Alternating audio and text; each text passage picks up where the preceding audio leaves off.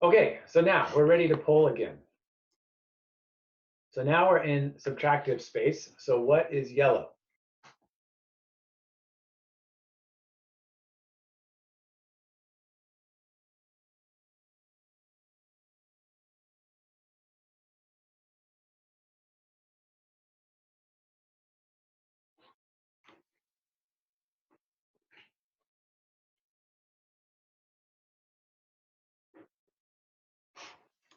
Okay, so getting harder to think about. So this is cyan, magenta, yellow. So indeed, cyan, magenta, yellow. So yellow is a 1 here. And most people got this right. So what was another popular answer? Another popular answer was E. If we were in additive space, this would be red, green, blue, and this would indeed be a yellow in RGB space. But in cyan, magenta, yellow space, this will be cyan and magenta together. And so this is going to produce a different value. So if we wanted to figure out what this was, what is cyan and magenta? So what is this E value? I'm going to go back to this picture I said helped me. So if we had cyan and magenta, we would cut away this and then cut away this and be left with only this light. So this would be blue. Or for some people, this picture may help them. We had cyan and magenta, we're left with blue.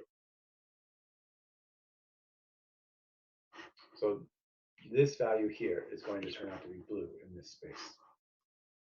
Okay, let me relaunch this polling.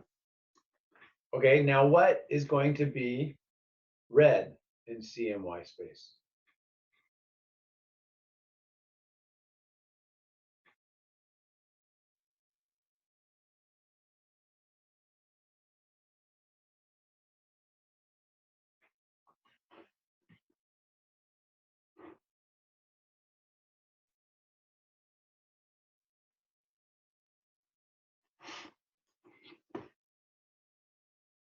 Okay, so indeed A is the right answer. So I'm gonna give you another way to think about it. Okay, well, let's go back to the picture first, and then we'll go back to think about another way that we can get to this answer.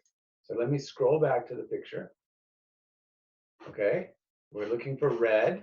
So red is gonna be yellow and magenta. So we're CMY. So we should have 0, 1, 1 in order to get to red.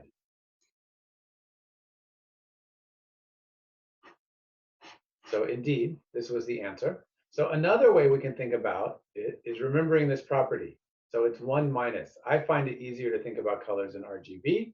So if I want to get CMY, I can take 1 minus. So in RGB, I would be 1, 0, 0. So if I want the CMY for red, then I'm going to be 0, 1, 1. So again, 0, 1, 1. So that's another way that we could get to the answer.